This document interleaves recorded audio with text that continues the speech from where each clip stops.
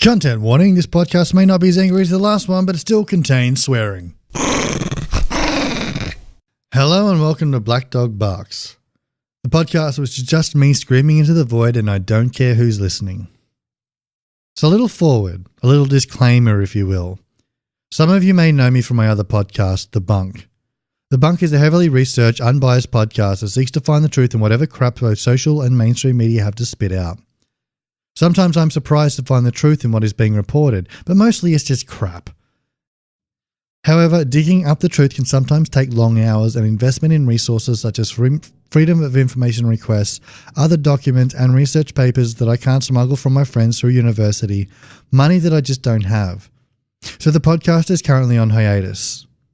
If you like the sound of the podcast though, go to patreon.com/thebunk and subscribe. If I get to the point where I can afford to make a podcast and eat at the same time, believe me, I'm keen to get that bad boy up and running again. This, however, is not that podcast. This is nothing like that podcast. Everything you hear in this podcast is opinion. I do conduct some research. For example, I crunched the election numbers for the last episode. But don't expect the deep dive levels of journalism that go into The Bunk. Don't judge The Bunk by the crap that you hear in this podcast, because I quite often may be wrong and I'm fine with that. This is raw. This is often angry, almost always sweary. It's basically just me.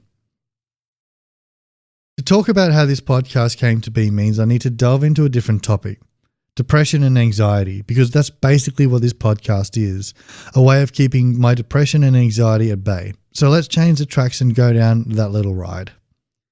I've suffered from anxiety for most of my life.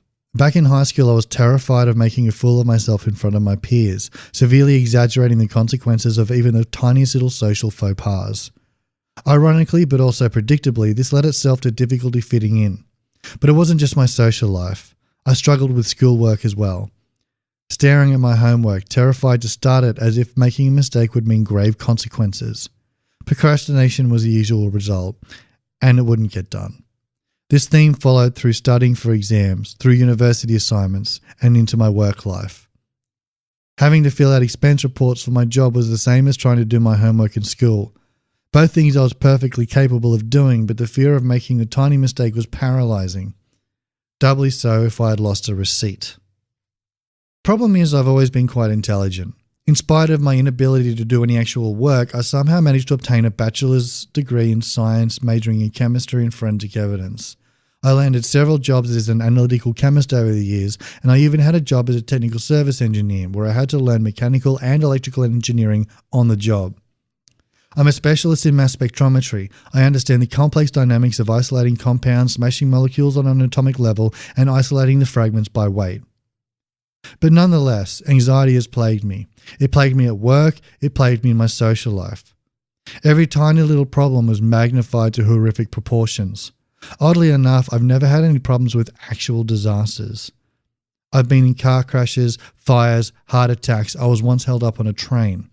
While other people were running around in a panic, I somehow managed to remain calm, collected, completely within my faculties.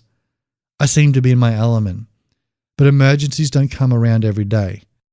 However, Monday comes around once a week, and Monday scares the living shit out of me. And then there's anxiety's twin brother, depression. Now, for anybody who suffers from neither, I'd just like to point out that everybody's experience with anxiety and depression are different. There are many others just like me, but there are many, many more whose experiences are quite different. Some experience depression then anxiety. I get anxiety then depression. Anxiety is exhausting. Constantly remaining on alert 24/7 and sleeping less than 4 hours a night will eventually wear you down. And then the rumination starts. Those cycles of thinking over and over, amplifying the worst case scenario in any situation. Those thoughts burying themselves further and further into your mind. My working career lasted for 11 years before it cost me on my first job. Inability to concentrate on tasks, inability to turn up on time because I simply could not get out of bed. It doesn't make for a good employee. So after that I looked around, found another job after a brief time of unemployment and started again. Still not seeking treatment for the underlying problems. Then it happened again. This time was more serious.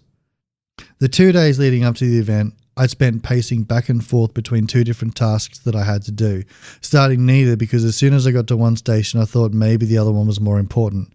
I had no idea what I was doing. The next day I turned up to work late, coffee in hand, anxious about starting work for the day, but I hadn't slept at all the previous night. One smart-ass comment from a co-worker was all it took for me to snap and yell at him. He was a long-time valued employee. I had just started the job. I was on probation. I was gone. There's so much else that I want to say that I will spare you the details of what happened next. But that was when I started to seek help. This was when I realized that my problem was worthy of someone else's attention. I was 34 years old. I'd been living with this for 24 years before I sought help. And the question still runs through my mind. Where would I be now if I did this 20 years ago? What if I got help while I was still in school? Would I have done better at university? Where would my career be now had I been able to live up to my potential rather than getting fired for staring at my expense reports rather than handing them in? So what did stop me from getting help? Well, there's a lot of reasons.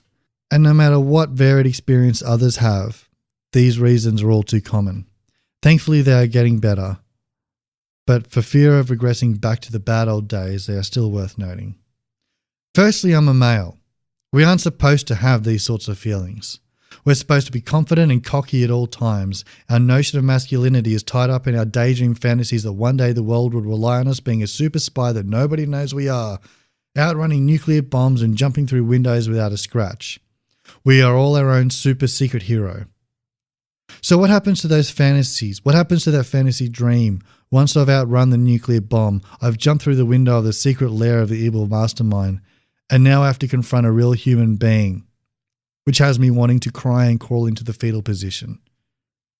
Dr. Kentucky, I demand that you stop your evil plan now, please. No, the world will bow to my wishes. I am calling the shots now. Okay, sorry about the window, and I can't really pay for the nuke that I destroyed. But I'm willing to work on it, and see what I can do. Maybe I could help you repair it. This is called toxic masculinity, and for many men it is the capsule that enslaves them in their own personal hell. Another is stigma. What if I needed medication? What would happen if I wanted health insurance, or I wanted to finish my private pilot's license? Would they ask me if I was on any medication? Antidepressants, wouldn't that make me a mental health risk? Am I a suicide risk, the insurance companies would say? Am I going to freeze up and crash the plane, CASA would say? It turns out these concerns were just my anxiety exaggerating things again, but the fear of stigma is very real. Thankfully, that stigma is dying, and let's hope it never returns. And finally, something that isn't often talked about in its own right. It's depicted often in political cartoons. It's often portrayed alongside posters that say smash capitalism or other some kind of political message, but it should be divorced from the political messages and talked about in its own right.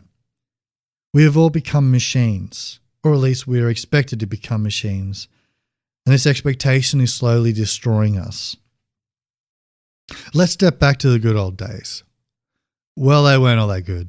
Religious persecution was rife, a cut on the finger could kill you, and rats carried fleas with diseases so deadly that dead bodies were used as the first bioweapons.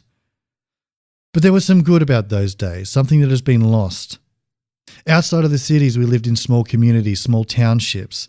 While the notion that bartering was widespread is a myth and we still traded in currency, not goods, there was still a sense of personal community. People could take time off from their work if they felt ill, and that included mental health, and their jobs would still be waiting for them when they got back. Except for those with atypical neurochemistry, chronic depression never had a chance to set in. If George the tailor was showing signs of irrational anxiety, he was in some cases forced by the community to take time off, where people would take care of him and make sure that he got better. This was because he was a member of a local community, and in small communities to take care of one is to take care of all. Instead, we now live in a super society. Your contribution to the machine that is humanity is barely noted. If you need to take time off work, you can be replaced. Industrial relation laws can protect you, but only to a certain degree. If you take mental health days, you can be labelled as a flake, unreliable. Despite industrial relations protections, there are other ways they can get rid of you, other excuses they can use. And employers are not equipped to look for the signs of depression, such as poor performance and tardiness in an otherwise model employee. In fact, these are often seen as signs of disrespect, that you don't value your job or the company that employs it. So we soldier on, often in silence. We put the smiles on every day and do our best to tear ourselves out of the sanctuaries of our beds, expose ourselves to the light that hurts our eyes, and struggle to put on the bare minimum to maintain our job while we rot from the inside. I once joked that if a neurotypical person put out as much energy into their day as I do getting out of bed in the morning, they'd be the president of Mars, which would actually be a job because they built the colony with their own 2 hands. Attitudes are changing, but they need to keep changing. We may not live in small communities anymore, but the rules still apply. We are still human, we are still social animals. To help one is to help all. Employers need to be trained to look for the signs of depression. Rather than treat tardiness and poor performance as a sign of disrespect, they should look at it as a sign of something wrong with the worker. Investing time and resources into a sick worker can work out better for the company than the trouble of firing, hiring, and retraining another worker. At the very least, society needs to do a better job of recognizing depression as an illness that needs to be treated. And in its early stage, it can mean just a couple of weeks off work. Trust me, giving someone 2 weeks off work for mental health reasons could prevent the illness from progressing into something much worse and difficult to treat. And it's easy to see this as self-serving. I had depression and therefore I think people should cater to me. But it's not that. In fact, that attitude is what kept me from seeking help for so long. I'd recognized much earlier on that I had a problem. But I looked around at people who I perceived as being worse off than I was. In my mind, I wasn't bad enough to use those mental health resources. I wasn't worthy of even asking if I could get mental health days. This isn't just about me. It's about the fact that this is a problem that is getting worse. In a society where many of our basic physical needs are being met, our mental health needs are being neglected more and more, and it is destroying us. And yes, Mr. Forbes' list, that includes you. Rates of depression and its even more evil twin substance abuse are rising among the wealthy. We are isolating ourselves, and in a world where we should be sitting fat, dumb and happy, we are literally losing our minds. Then we need to talk about the alternative treatments, the anti-pharma crowd, the David Wolfs of the world, parroting their ancient Chinese medicine and woo nonsense. Now, this is not inherently bullshit, but the way it is often conveyed is not just bullshit, it's dangerous bullshit. Take this one meme, for example. I've seen it both in its raw form and in its rebuttal form from people who obviously know a little bit more about what they're talking about. It's a picture of a forest above a picture of a pill, Prozac to be exact, but it is representative of pharmaceutical intervention. The caption on the forest says, "This is an antidepressant." The caption on the pill says, "This is bullshit." Now, if you are the person who created this meme, congratulations, you are a murderer.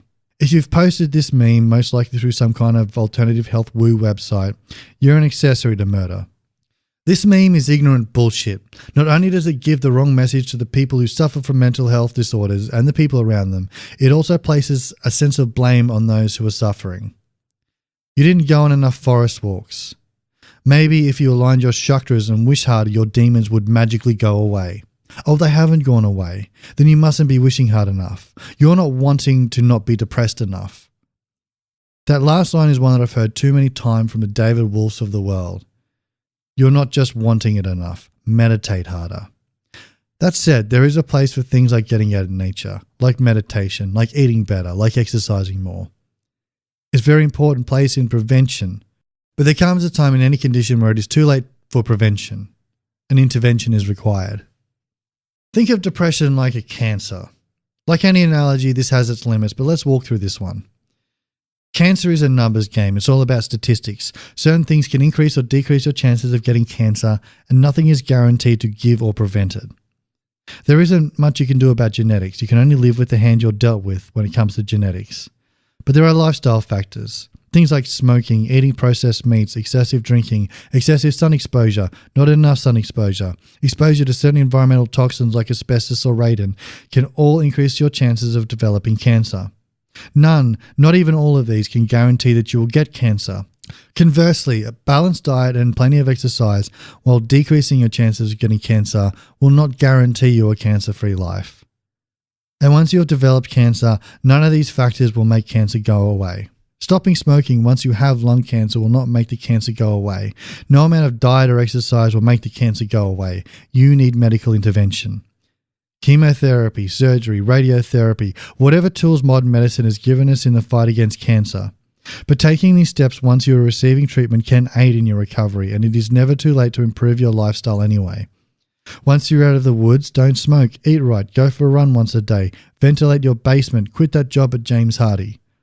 These things cannot on their own make the cancer go away, but they can work together with modern medicine to fight it, and once you're in the clear, stop it from coming back. There are many ways to keep anxiety and depression at bay. Go out in nature once in a while. Eat healthy foods, exercise, ensure a healthy social life. Meditation can help, provided you're not already suffering from clinical depression, where meditation can provide a dark place for toxic thoughts to fester. But none of these can get you out of that dark hole once you're in there.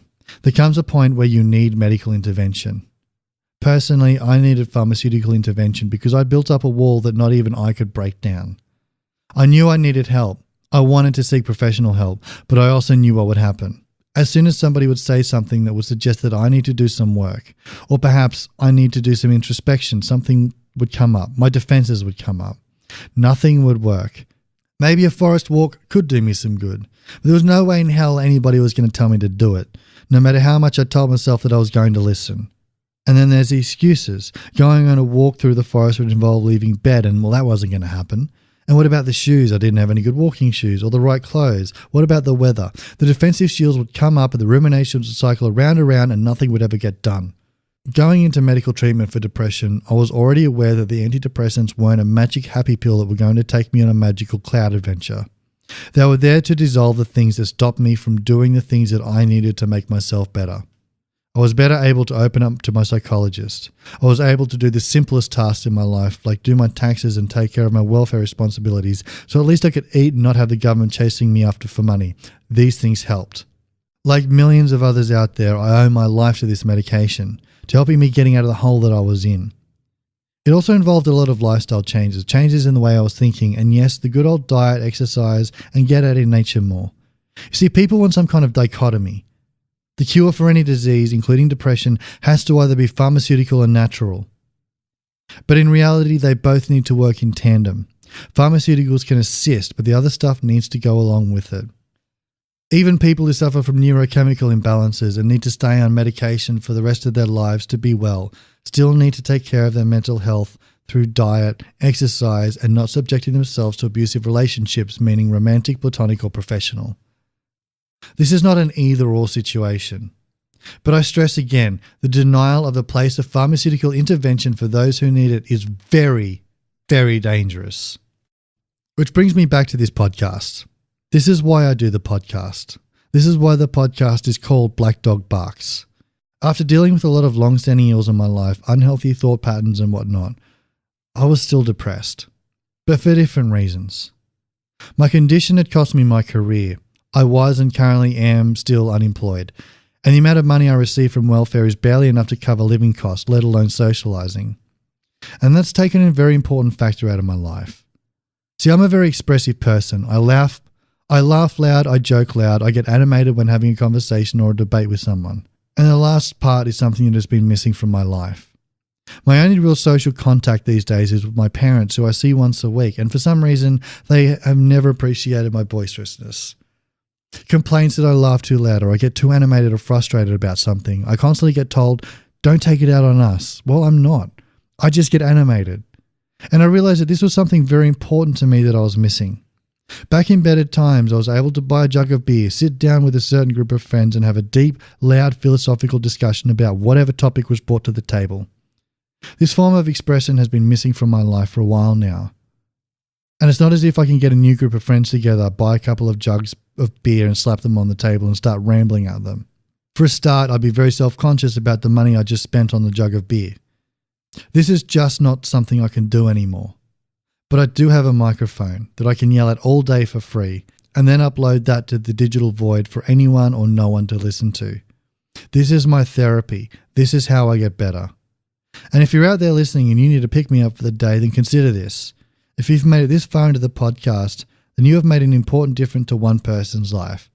That it is an entire universe from another person's perspective that has been positively changed, however minute, by your presence. So thank you.